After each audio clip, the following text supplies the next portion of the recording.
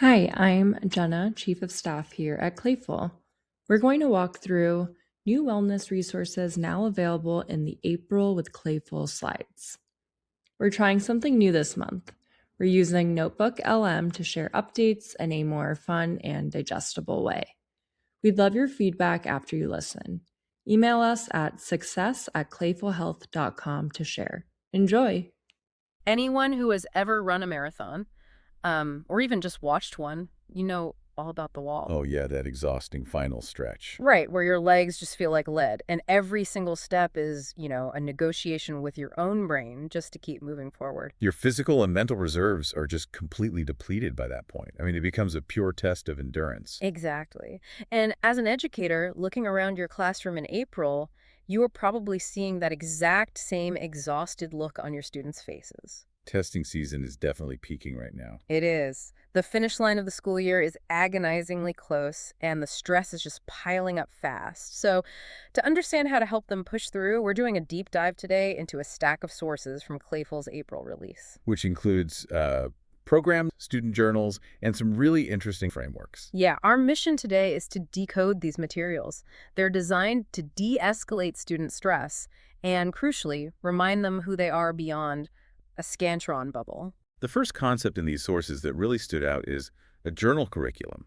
It's titled You Are More Than Your Grades. I saw that one. Yeah, it pushes kids to focus on non-school identities. So things like picking up hobbies or focusing on family or helping a friend.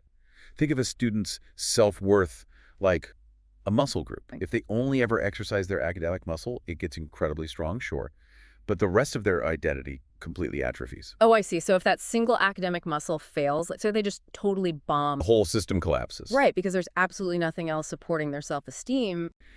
The framework is actively shifting their metric of success.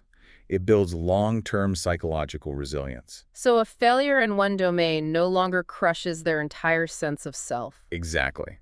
Which gives them the ability to bounce back academically, too. The sources also outline the Chill Mode program and a 40-minute workshop. Right, designed for the early release days or right before spring break. Yeah, and it heavily pushes this idea of finding harmony instead of balance. The framework argues that perfect balance implies everything in your life gets an exactly equal slice of the pie. Which is impossible. Right.